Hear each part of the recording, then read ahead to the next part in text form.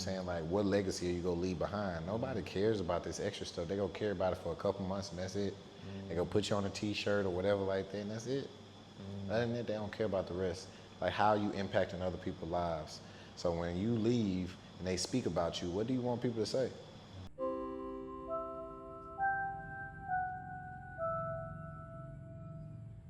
Welcome back to the land of smiles, conversations with people across Thailand. In this episode, I'm joined with Ladarius Bascom, aka Darius, aka Coach Darius. In this conversation, we talk about health and fitness, we talk about kettlebells, we talk about his love of kettlebells and where it came from. We dive into mindset, philosophy, we even get into the deep things on God and the Bible. And Darius shares with me his 5 years in the US legal system, in a prison, and how he navigated through this through prayer and imagination. I should also say, in a time now where there is so much bravado with coaches and teachers, and how the online market is so oversaturated, and how many of those people at the top believe they are infallible, Darius came with, and still comes with, openness, heart. He wears his heart on his sleeve, and he's been through the fire and is wanting other people to get through the fire and extending that hand. So if you're ever in Thailand, if you're ever in Phuket, come down to Fight Street, come down to Soy, tell Lad, and speak with him. He does online coaching. He's one of the best of the best. He coaches elite athletes. And I know your life would be better having him in your corner. So thank you, and hope you enjoy. Hey, I'm Ladarius Bascom, aka Coach Darius. I'm a holistic performance coach / kettlebell coach / life coach, all around trying to make a person a better version of themselves. I help gyms, help people, help beings, man. Life. Amazing. And I took a look at your Instagram and your social media, and for those who aren't aware or haven't heard of the term holistic before, what does holistic mean, and what does holistic performance mean to you? It means a natural way about things. Pretty much whatever works for your body, whether it's the certain foods that you eat.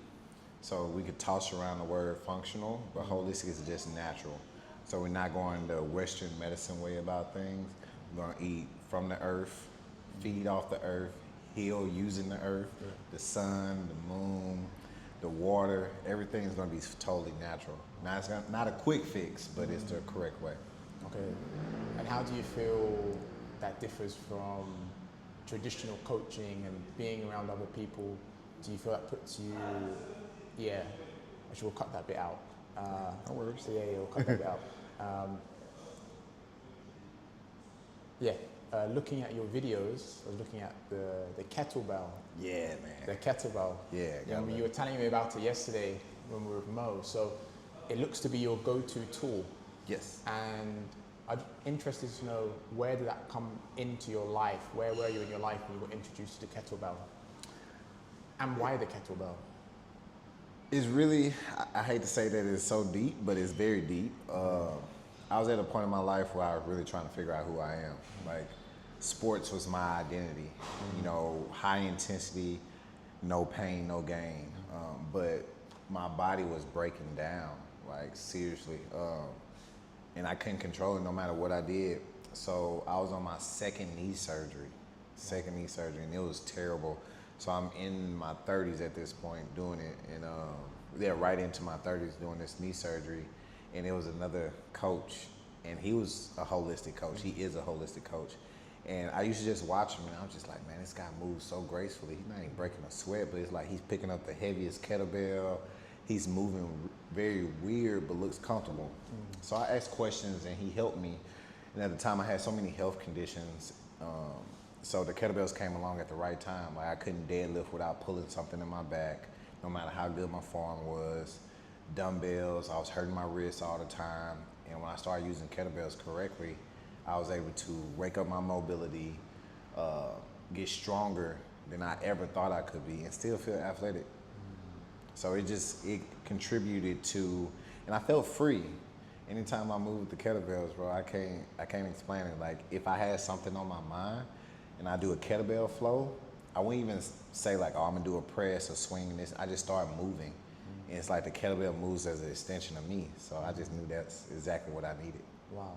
Yeah. You mentioned about your knee surgery Yeah. 6 years ago. Yeah. So this was about COVID, Yeah. lockdown. How was that for you? Of course, the world shut down. We couldn't see friends. We couldn't be with family. Having the knee surgery, how did it play a part in your mindset? What you had to tell yourself? It was rough because family tried to help, but again, like, you know, everybody has their own life. And we was in Texas, we really didn't stop too much. So everybody's trying to get back to work and doing what they're doing. So I had help, but not the help that you would think, like somebody sitting like a nurse with me and stuff like that. And I couldn't walk for like 5 months. It was non-weight bearing, so I couldn't even put weight on it. So it taught me, like, you know what, life isn't over, but you got to do it for yourself. Like, how bad do you want it? You can sit here and feel sorry for yourself, or you could say, you know what, I'm going to get past this. I'm going to squat again. I'm going to run again. I'm going to be a new version of myself, and accept this new version of yourself. Because at some point I hated my legs, and I was just like, why would you hate a part of your own body? You know, like, they're only supporting what you're doing. You know, they didn't ask for none of this. They didn't ask to be cut open or whatever. They just supporting whatever bad habits that you had that you didn't want to fix. So now it's your job to take care of them. So I looked at it like that. Every part of my body at that point in time was something that I need to take care of. I'm responsible for my own outcome at that point. If you don't mind me asking, what led up to having the knee surgery? Honestly, we still didn't know. Like, I was like a case study. Like, I was at a performance gym called Exos at the time, and a lot of physiotherapists, they do their internships there, and coaches. I was doing an internship there as well. That's why I learned so much about sports performance. And every time I do plyometrics, like, I was running, I was jumping, but every time the next day, knee just looks like a watermelon, man. Like, it has so much fluid on it. And we'd do all the ACL checks, and I would pass. Knee is super stable. I can stand on one leg, squat on one leg. Went to have an MRI, and they said, you have no ACL or MCL. They're completely gone. And yeah, like, we had one of the top physios in the United States, and he couldn't, only thing that he could figure out is that my hamstring tendons were very strong and it held my knee together. But other than that, like, I passed every physical test you could. If I hadn't did an MRI, I would have never known. So it ain't no telling how long it was torn or when I tore it. So. And even to this day, they don't know what caused it. Nope. Wow. Never really figured that out. I played it back in my head, like, maybe it happened this time, that time. Like, I don't know when it happened. Yeah. And with the kettlebell training, do you feel like you can still go at the intensity you want? You can still put in the work without thinking about your knee? Like, no issues with your knee now? Yes. Okay. Yes. Like, wholeheartedly, like, seriously. Like, I still technically have no ACL because the doctor said, like, there's no point in, like, putting one back in it. I'm not going back to a sport. But yeah, the kettlebells, like, I literally have no fear. I would squat with no fear. I deadlift, swing, lunge in multi-directions with no fear at all. Like, I don't know if they give me confidence or whatever. I'm still trying to figure that part out. But yeah, with no fear, man. Like, I lunge forward. I used to, like, wear, like, if anybody was around me around that time, they knew I wore leg sleeves, compression leg sleeves, like a whole leg sleeve.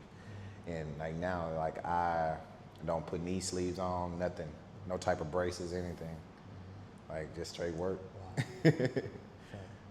Wow. Looking at your Instagram, I was looking at your Instagram earlier today. All right. And there's a common thread I noticed, and I wanted to ask you about it. So, even from 2021 to 2022, I'm looking at some of the screenshots now, there's definitely a theme of the spirit, the mindset, very philosophical.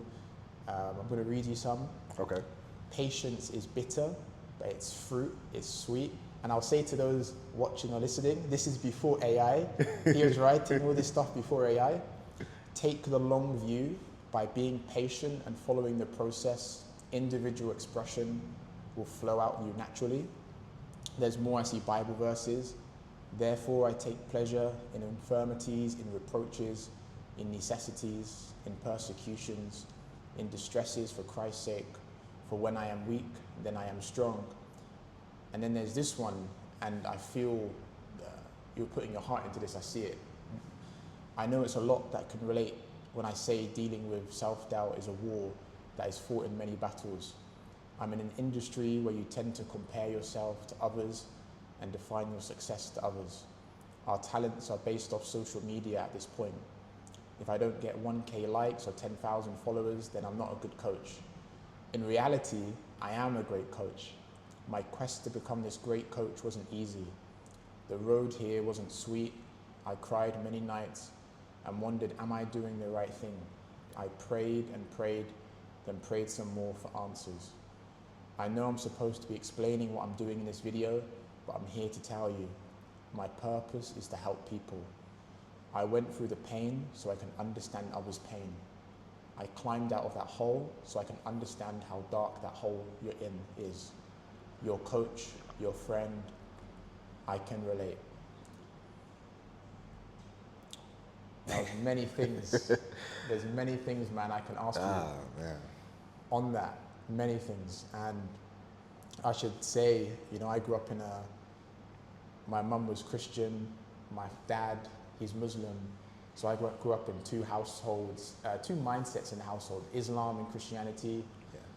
And when I was 17, my mum passed away. And for me, the thing that kept me going was my faith. Yeah. Even when she passed, I said, it's a blessing. It's a blessing. Everything's a blessing.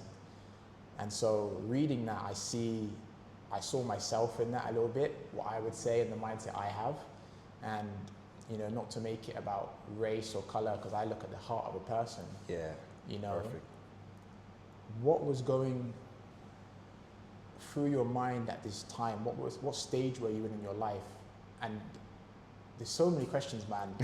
I don't want to get into it. There'll be too many of you thinking how to answer this. But where were you in your life at this time of writing? I was having an identity crisis. I'm an open book, but I did 5 years in prison. And when I got in during prison, I chose to change my life. And everything that I do it cold turkey. I don't warm up to it or anything. If I say, hey, I'm gonna stop doing this, if I'm gonna stop eating ice cream or whatever, I just stop, and I made plans. And when I got out, everything didn't go as planned. So I started questioning myself, but then I started realizing, because God will send me messages every time that every single time, I feel like, man, this can't be right. You know what I'm saying? I'm just gonna say, I give up. I don't care. I don't even know what I'm giving up on or whatever. A message is sent through another person's experience. Like somebody that started talking to me, and I'm like, I know what you feel like. I was where you was at, and it's gonna get better. I promise. One of those type of, I know it's very cliche, but it is. Every time I experience something, each level of this life, as soon as I get to a breaking point, it's kind of like torture or something. You get to a breaking point, it's like, okay, it's over. Here's the light now, welcome to the next level. And now, at that point, I was expressing my frustration because I think people in the world need to express their frustration. And it's okay. It doesn't mean that you're giving up on life, but it's all right. And I was always taught by my grandmother, because, of course, I grew up in a Christian household. She's like, it's okay to express your frustrations with God. People think that you can't do that. And that was me talking, out loud to God. I am a little frustrated, about what's going on.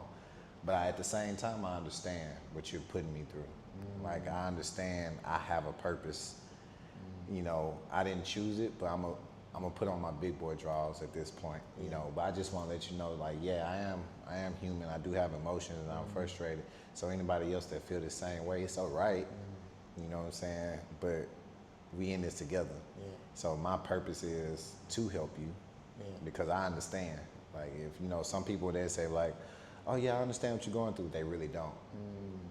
They really don't. They're just saying it's a filler word, right? And for me, when somebody goes through something, I'd be like, and they tell me something, they're like, man, you the most understanding person I ever talked to. I say, well, ain't too much I haven't seen in this world. You know, honestly, like I lost people at early ages in front of my face, you know, watched my grandmother die, watched my best friends die. I seen every dark thing that you could think of, you know, and I also seen every beautiful thing you could think of. I watched my son being born. You know, I watched somebody overcome addiction, even including myself. I watched somebody achieve a goal that they wanted to. So that's why I like training. Like watching people do things, it's beautiful. I seen the dark, so now I get blessed to see the light now. You know, so that's why I was at that point. Like I was just realizing, like, all right, bro, yeah, because God gonna keep putting you through the same lane until you get it. So like until you get it, bro. So yeah, that's why I was at. Thank you for sharing, man. You mentioned something there about you kept getting messages from God. Yeah. And I'm interested to know because through my experience, I know God speaks through people. Yeah. He speaks through numbers. He speaks through patterns and dreams. What was the way God was speaking to you in your moments? It's always people. It's always people. I mean, I see the signs. Like, prime example, I remember Mo text me, like, it was like a couple weeks ago. He said, bro, I don't know, this may not make sense. Avoid the words, not the words, the numbers 6 and 7. You know what I'm saying? I'm just like, okay, you know, I don't think you're crazy, bro. I feel like it's a message in there somewhere, but I don't know what it means. I had a bike accident a couple weeks ago.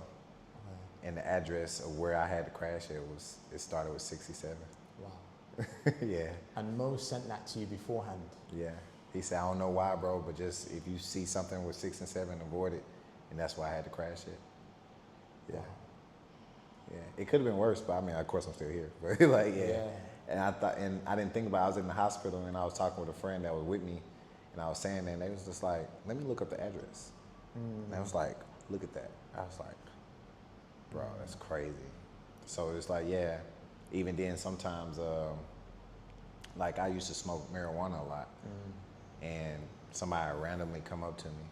We're not even talking about marijuana. I'm not even smoking in front of them and say, hey, you should stop smoking.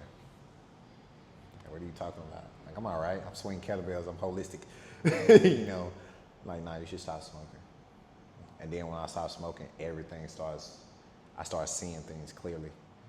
Like I started seeing like the signs more clearly. Like, you know, people, things, like signs, like literally like it's just everywhere. Like, it's crazy, bro. I'm interested to know your view on God being raised in a Christian household.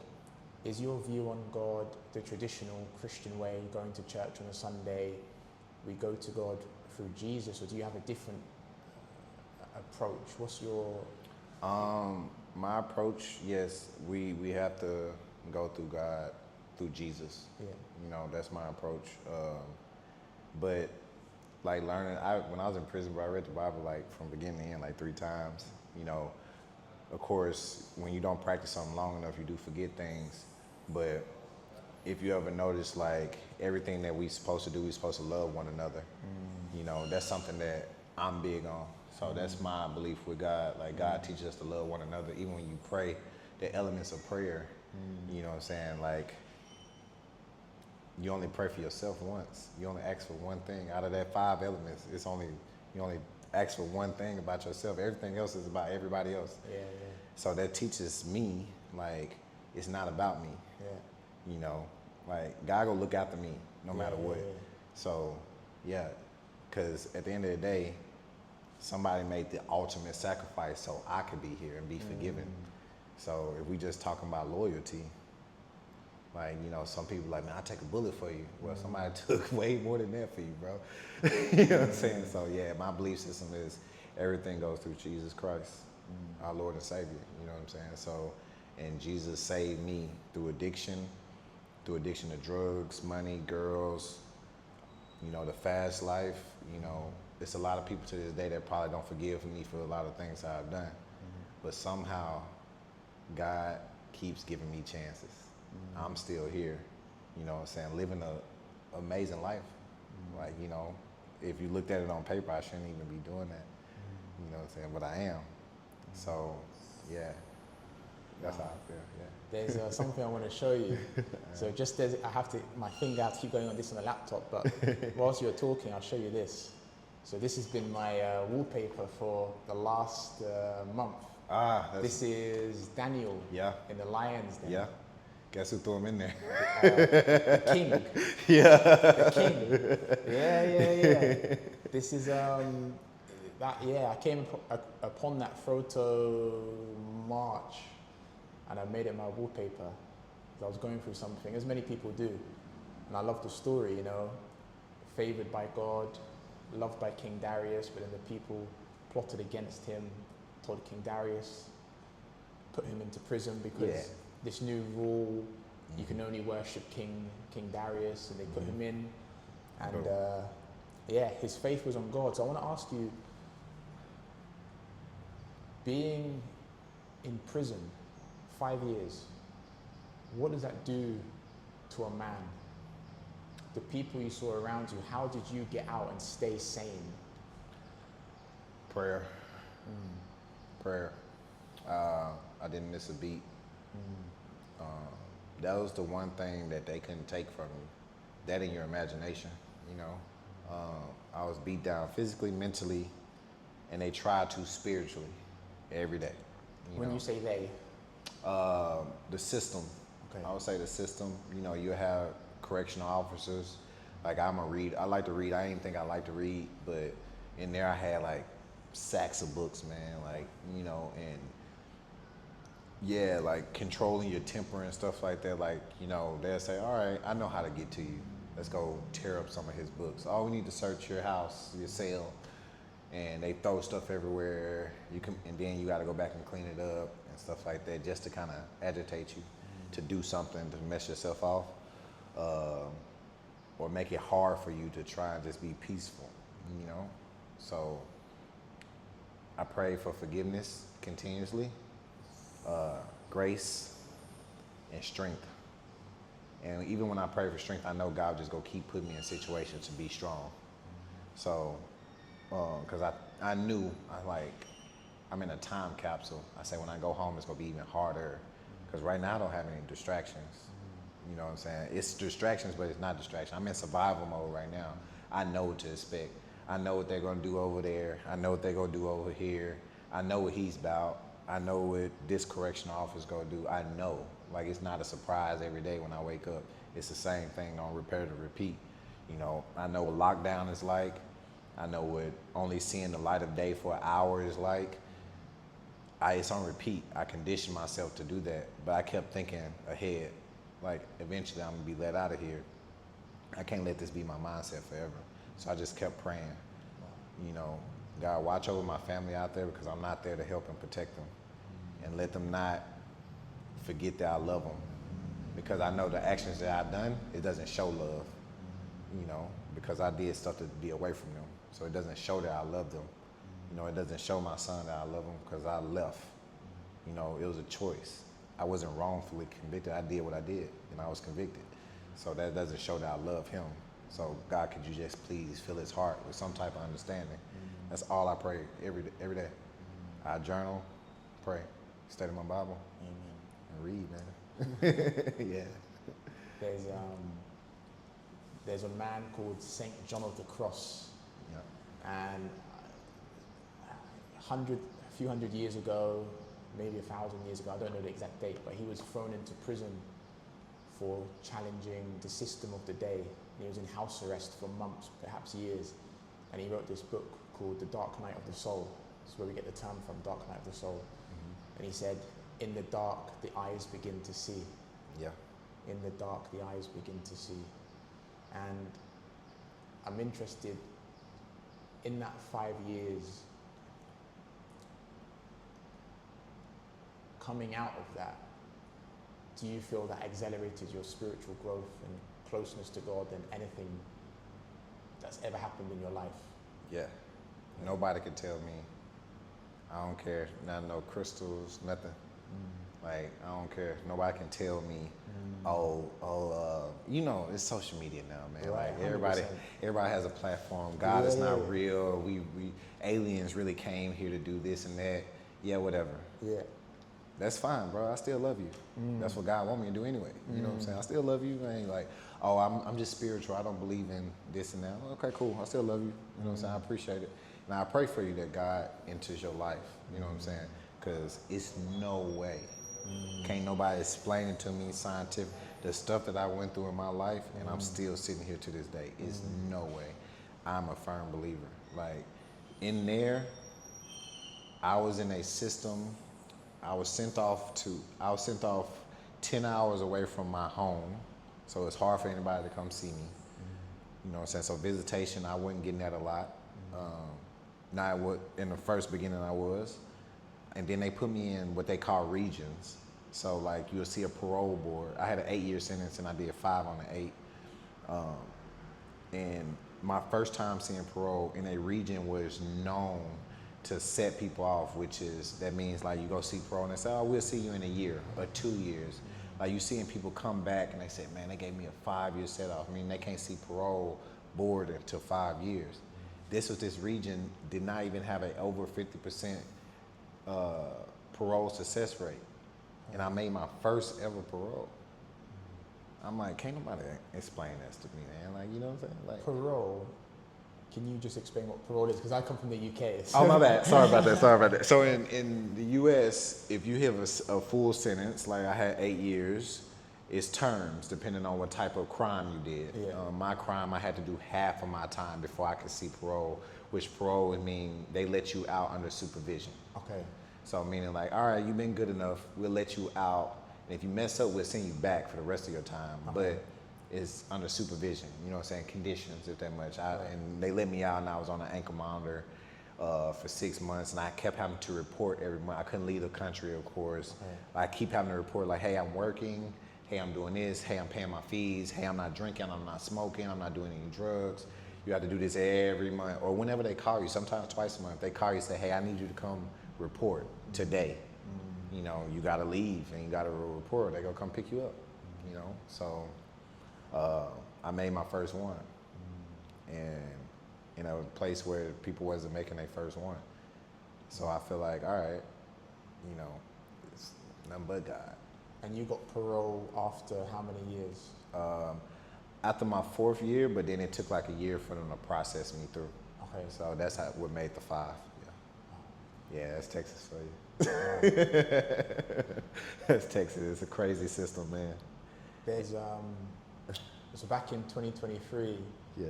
I was going through something myself with the police in the UK, and there's something I learned going through this system, going through this experience. When as a man, and I can only speak as from the male experience, right? Right. A woman will say as women as well. I can only speak from the male experience. But as a man, when you're down and out, and you know you've been on the pinnacles of the heights and everyone loves you and whatnot, the second you're down and out, you see 2 different camps of people. One camp, they will instill fear into you and chaos, and they'll treat you so differently. And then the other camp of people, they will remind you of who you are, and they want to see you back again. They'll say, come on, man, it's all good, we love you. It's all good, man. And then the other camp will be like, what are you going to do? What's going to happen now? Oh my gosh, oh my gosh, oh my gosh. And I think when we go through that, so Jesus, for example, when he was in the Garden of Gethsemane, right? You know this? You know what I'm going to say? You know what I'm going to say? Yeah, I know, man. Yeah, it's yeah. When he was in the Garden of Gethsemane, right? And he knew he had to go to Jerusalem to stand trial. He knew he had to be put on the cross, right? He knew that's what the Father had ordained for him. And so when he told them, I'm going to Jerusalem, what happened? Peter, his most beloved disciple, said, Jesus, why do you have to do this? Don't do this, teacher. Rabbi, don't do this. And what did Jesus do? He rebuked him. Yeah. He said, get behind me, Satan. You don't have the concern of God, but the concern of man. And so, man, the last 3 years of my life, insane. Right. Crazy. But I know I had to go through it. I knew I had to go through it. And what I noticed is when I'd go to people, friends, they say, why are you doing this? Why are you doing that? But when I returned to God, God would be like, you're meant to go through this, you know? So, yeah, you just sharing your story is, I couldn't really imagine being in an environment where you're seeing 1 hour of sunlight a day, being around people that are trying to mock you, talk down to you, and having to truly lean into God, that inner voice, you know. Still to this day, Yeah. like, hasn't helped in my dating life, but I'm very, I wouldn't say secretive, but I'm very to myself. I only talk with like-minded individuals. Like they say, eagles fly at a certain height, you know what I'm saying? So because of that, like if I told someone, hey, you know what? I'm finna pack it up, I'm moving to Thailand. Some people are like, bro, you crazy? You making this much money here, you doing this and this, you got a house, well, that's crazy. I don't wanna hear that. I'm hurting in the inside though. And something is telling me to go to Thailand and it won't make sense to you. So I'm not even finna talk to you about it. You know what I'm saying? Because it's not gonna make sense to you. Yeah. It's only supposed to be for me. Yeah. That's why it won't make sense to you. So when some people say certain things and they be like, I know this don't make sense, I'm like, nah, it makes perfect sense for you. Yeah. And that's all that matters. Yeah. You know what I'm saying? So, hey, most blessings, however I can help, let me know. Because I know how that feels. Like, I just seen the Michael Jackson movie. Yeah. You know what I'm saying? And the stuff that he was saying, other people like, are you crazy? Yeah. Black person never even played on MTV. Yeah. And he just sat there and looked at him. So, I don't see color. I'm the best artist there is. I want it done. And I'm not leaving here until it happens. So, all right. And the rest is history, right?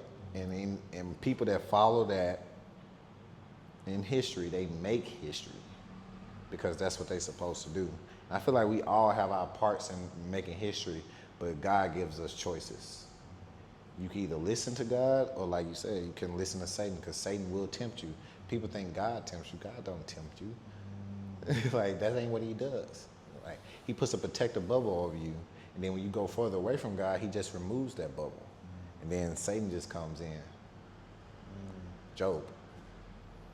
You know what I'm saying? Like, it is what it is. Like, we don't do nothing. You know what I'm saying? We have no power at all. So if I listen to this voice, if I wake up at 4 in the morning and I had a vision of something, I'm like, and I always ask God, I'm like, man, I hate to ask you this, but you sure? I'm like, all right, you know, and that's that big deep breath because you know it's about to be a battle. But God gives us your strongest warriors. So every battle that you have has to be tough. It's the same thing with working out. Like, that workout isn't supposed to be easy. I tell my clients all the time, I'm like, yeah, I can give you some little baby workout, but you won't see the results that you want to see. Your body needs to go through something to evolve and change and adapt to a situation. So your spirit need to do the same thing. You need to go through a situation so it can adapt and evolve and lean on the Holy Spirit. So everything about us, gladiators back in the day, all that good stuff, they went through the toughest battles to become the toughest warriors. So it's like now when I see certain things, I have no fear. I fear nothing but God. That's it. Like, yeah, would not want to be hit by a car? No, but I do trust that God would not let me get hit by this car if I'm not doing anything crazy. If I'm walking with God, I know I'm good. Am I gonna walk in the middle of the street? Of course not. But you know what I mean. Yeah. You know, so it's like that's how I feel with everything. Like, if a door is closing, it's not happening to me, it's happening for me. God, I'd be like, hey, I'm closing that, I don't want you to go over there. I need you to go over here. Cool. All right, this ain't happened yet? All right, cool. I ain't got $1 million yet? Probably because I don't need it yet. You know what I'm saying? So, you know I want it. Yeah. Wow. But probably because I don't need it yet, yeah. That's how I feel with life, man, yeah. There's, my friend sent me a voice note the other day. He goes, getting closer to God is like getting closer to the sun because you start to spin around further and further around it. It changes your gravitational pull. He used it in this actually context of going, when we're closer to our blessings, it's like getting closer to the sun because gravity changes and we speed up, something like this, and when you're just saying there, walking the path, walking our dharma, walking our destiny, people aren't going to understand. You know, the people we grew up with, they're not going to understand the decisions we're going to make. And I just found that in my own experience. I had a call with a friend last week, and I said to him, I asked him for money, right? So I said, in all the years you've known me, 20 years, I've never asked you for money, but I need some money to help me in Thailand. He's like, why are you in Thailand? My brother said, why are you going to be in Thailand? We'll get you back home. I said, hey man. And I started to have doubts. And I was trying to explain to him. I was like, it's not for you to understand. Blessings to you, but I'm going to make this work. And yeah, man, just in my own life, the path I've been on, following my dream, what I know God is calling me to do, is meant I can't share it to the people I love. You know, and it's hard, man. And when people say to you, how are you? What's going on? You just be like, yeah, everything's good. Yeah. You can't talk truly about what's on your heart, you know? Yeah, I totally 1000% understand where you're coming from. Yeah. Because it's like, yeah, a lot of people, they do things out of fear and they think it's out of love. Right. You know, I learned this as a parent. Right. I would talk to my son and say, hey, don't do this, don't do that. But it's out of fear. I'm scared I'm scared you're gonna go down the same path I went down. But you're not even the same person as me. You know what I'm saying? So now let me stop holding you back from life. You know what I'm saying? You need to experience some things. And when it comes to stuff like this, like these experiences need to happen. You know what I'm saying? People don't understand that. Especially being inside of a bubble. You know what I'm saying? So it's like being in another country and you ask somebody like, hey, you think you can lend me this, you know, something like physical that really doesn't mean much. You know what I'm saying? Depending on what country you go to. Like money doesn't mean really anything. It's a tool that can, of course, I guess, grant freedom, but it really doesn't mean anything. Oh. Oh, it's okay, it's still on. Okay. Hey, you came to help out. But yeah, most people just don't understand. Like, again, everybody has a journey. Yeah. You know, and I like to use Mark Cuban. Mark Cuban was homeless, bro. He was sleeping out of a car. Wow. Now this is one of the best businessmen in the world. Wow. Like, so I always tell people, I'm like, you go feel a certain type of way.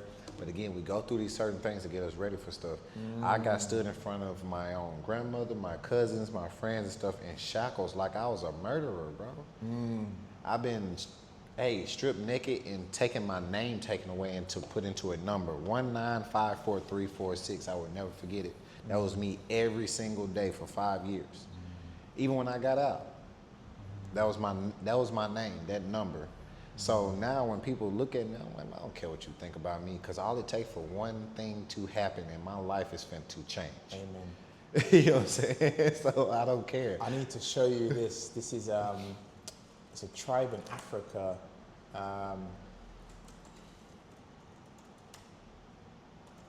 The forgiveness circle. So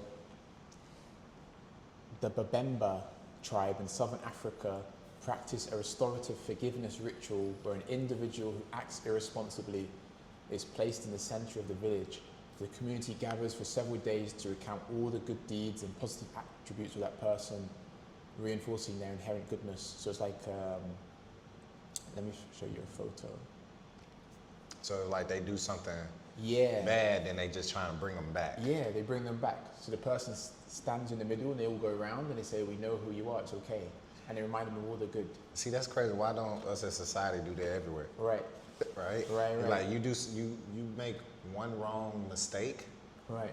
And everybody talks about you for the next couple years. Oh yeah. And honestly, that was something that held me back a lot in life.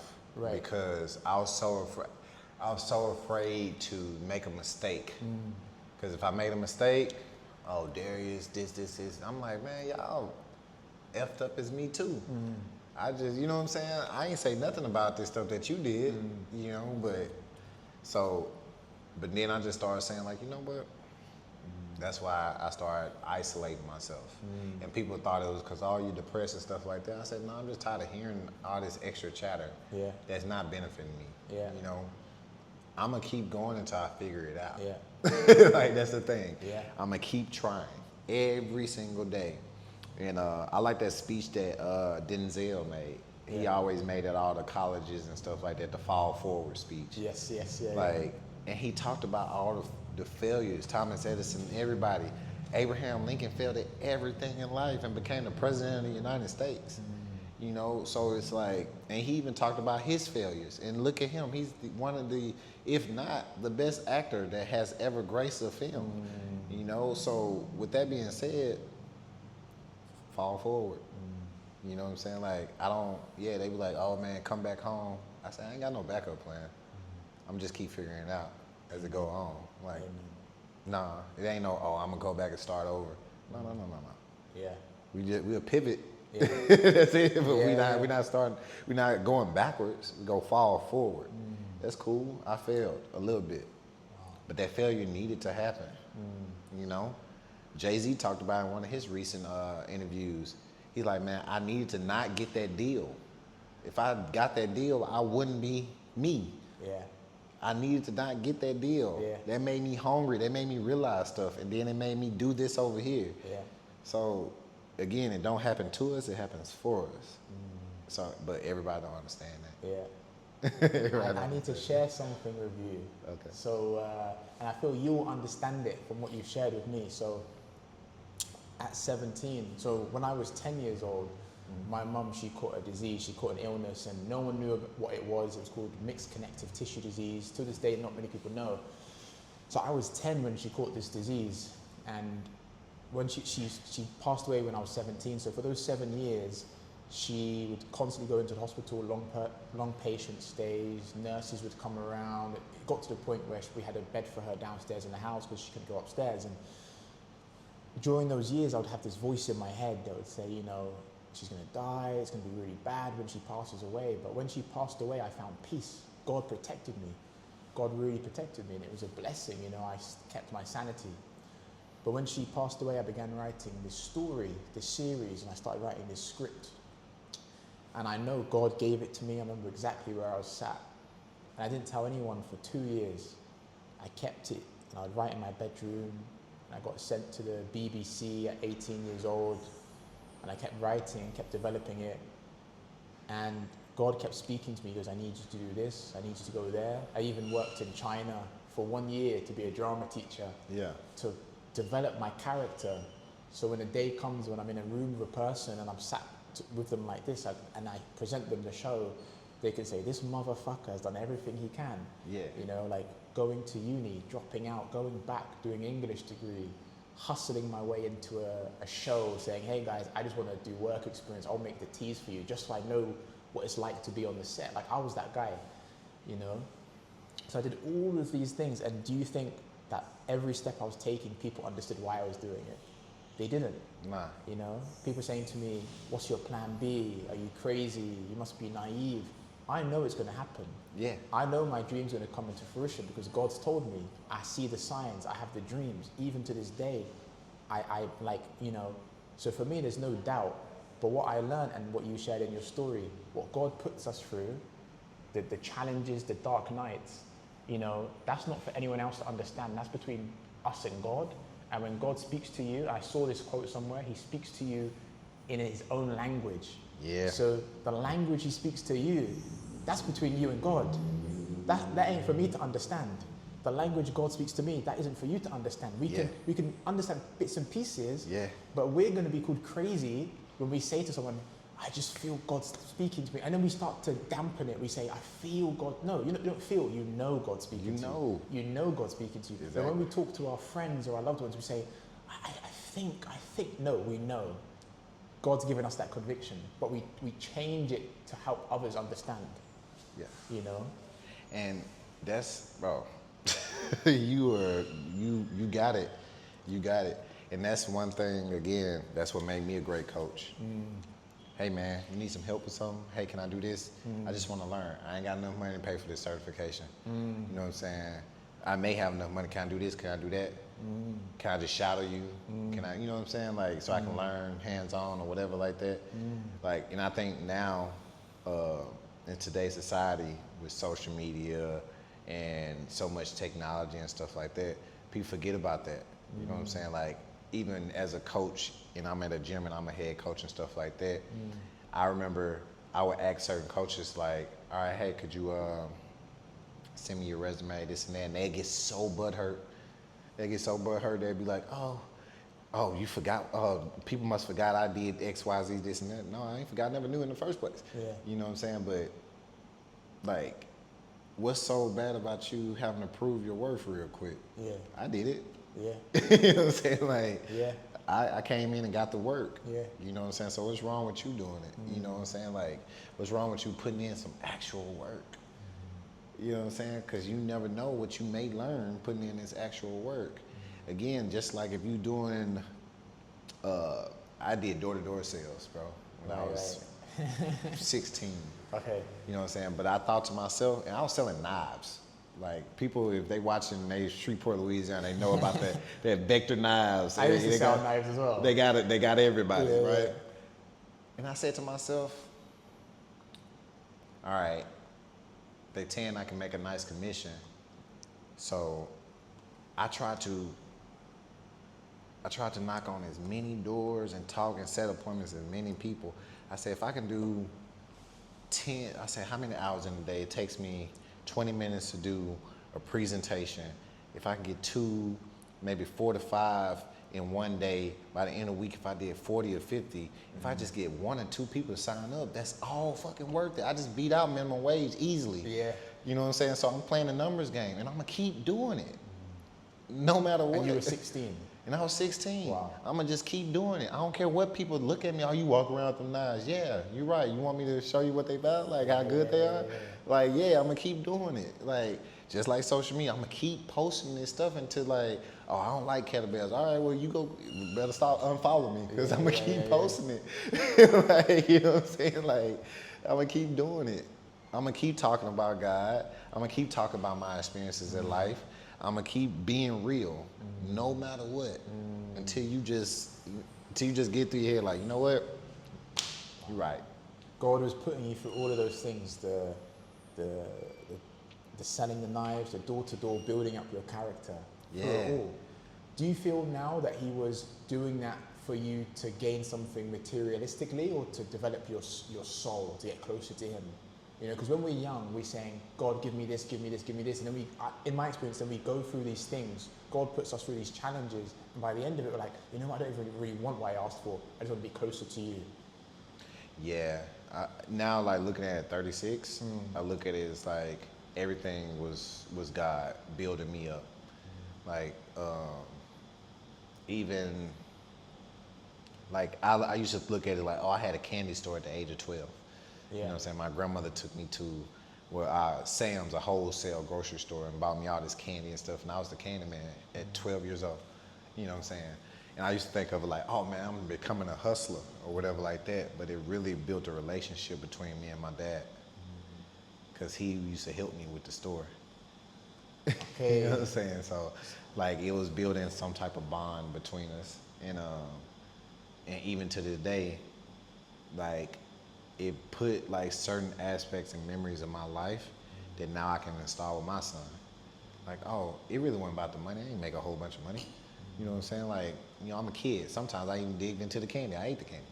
You're saying that the lesson in you being in the candy store at 12 was for you to get closer with your father. It wasn't about the candy store. Nah, cause I mean, I didn't end up having a big store. I did it out of our apartment. But my dad ended up helping me a lot with it. Helping me print out signs, you know what I'm saying? Teaching me how to do this, teaching me how to price it. Yeah. Oh, let's expand, let's add freeze cups and stuff like that. Oh, I'm gonna get into the business with you. I'm gonna help you out, you run it, this and that. Does it seem long ago now when you look back at being 12? 24 years ago, if my maths is correct, is it? Yeah, 24. Yeah. Does it seem long? Sometimes I feel like it was just yesterday. Okay. You know, and it all goes so fast, bro. Before I know it, like, again, I thought of material stuff for the longest, and now I'm just like long as I eat every day, Yeah. I can lay my head down comfortably.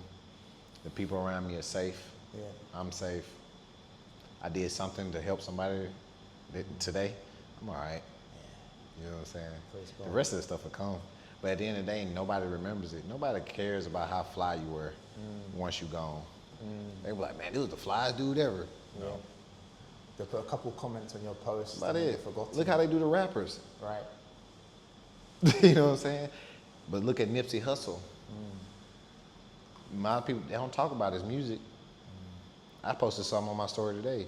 None of it is music. It's the knowledge and wisdom that he used to put out to people and how he moved and the things he did in the community. That's what they remember. Nobody sit there and say, oh, Nipsey Hussle was the next Tupac in rapping. Nobody says that. Even though his music was good, very good, is good. But they remember the things that he did. You know? Same. With, you could talk about Biggie and Tupac. It's a reason why they talk about Tupac more than they talk about Biggie. The things they did. You know what I'm saying? Like, what legacy are you gonna leave behind? Nobody cares about this extra stuff. They gonna care about it for a couple months and that's it. They gonna put you on a t-shirt or whatever like that and that's it. Other than that, they don't care about the rest. Like how you impacting other people's lives. So when you leave and they speak about you, what do you want people to say? You know what I'm saying? Like, oh man, he was cool. That's all they gonna say? Oh man, I remember this time we was doing all this crazy stuff. No. They be like, man, you want people to say like, man, this dude really helped me change my life. He really got me to believe in myself. He really helped me with this health issue. He really helped me understand this. You know what I'm saying? Like, that's what we're supposed to be doing, helping each other. Like us as a civilization, that's the only way we can get better. Just like you just showed me that. Like somebody falls down, a whole community surround them and say, hey, don't forget how good you are and how powerful you are.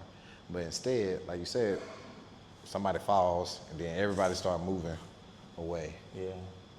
Oh, I don't want to be around him, he tripping. Yeah.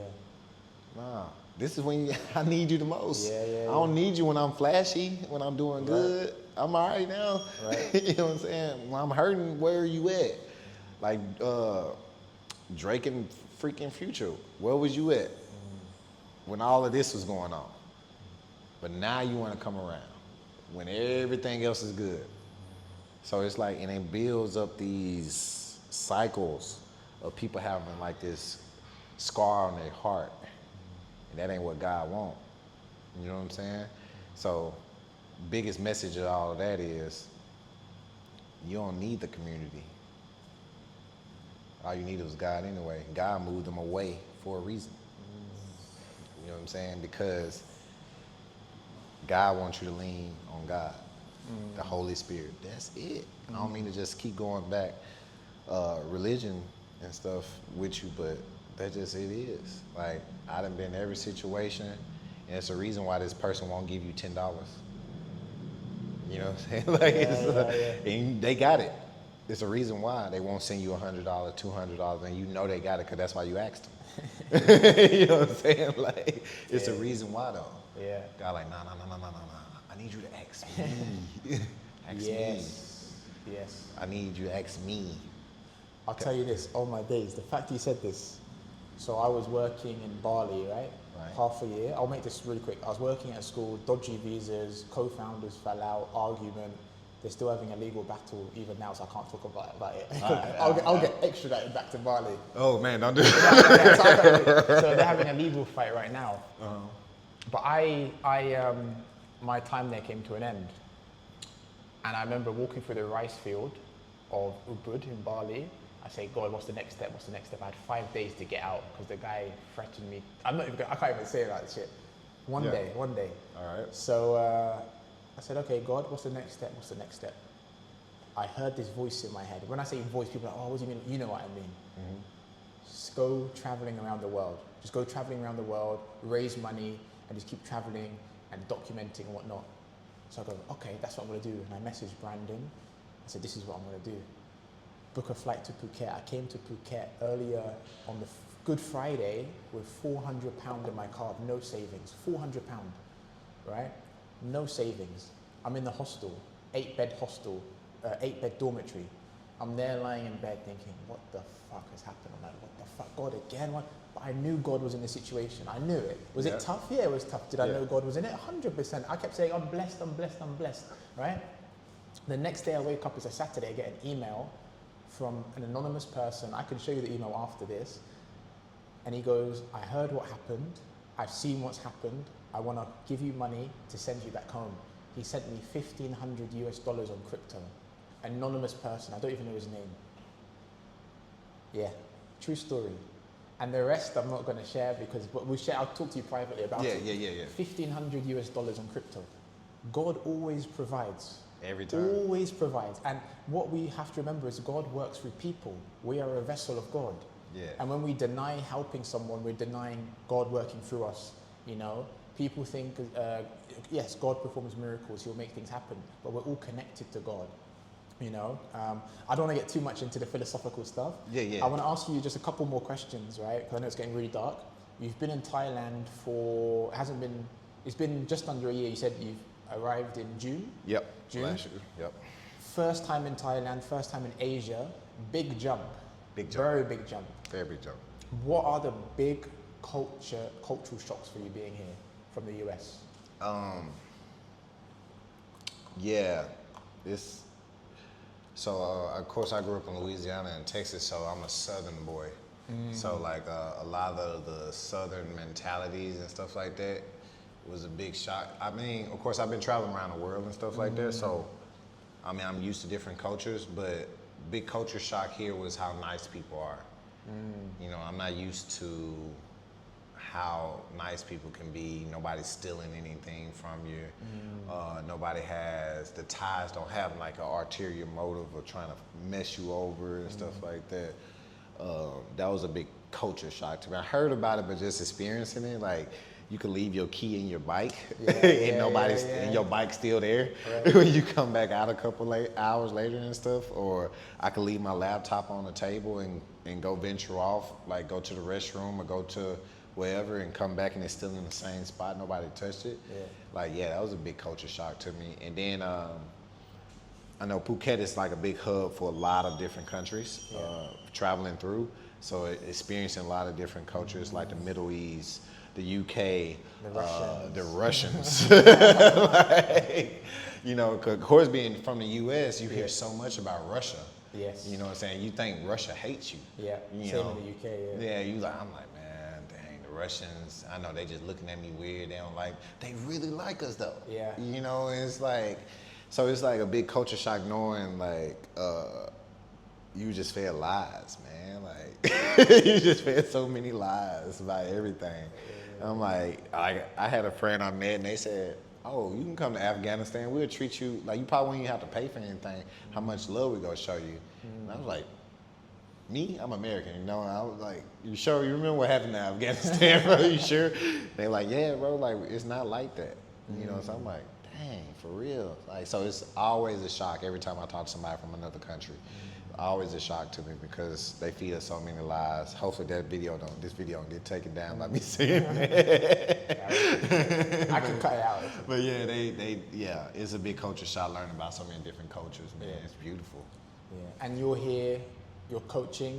Yep. Kettlebells, online coach. Where can people find your stuff? Where can people learn more? All platforms, man. Coach_Darius. .5, man. Yeah, they can find me anywhere, man. It's a blessing. I train people from everywhere, from China, Japan, Belgium, Colombia, man, it's great. Yeah, it's great. It's dope. Long may it continue, bro. Hey. Thank you, brother. Thank you, my brother. Thank you. Hey, much love. Thank you. Hey, man, you're ahead of your time, my brother. You're ahead of your time. Thank you, bro. It's fire.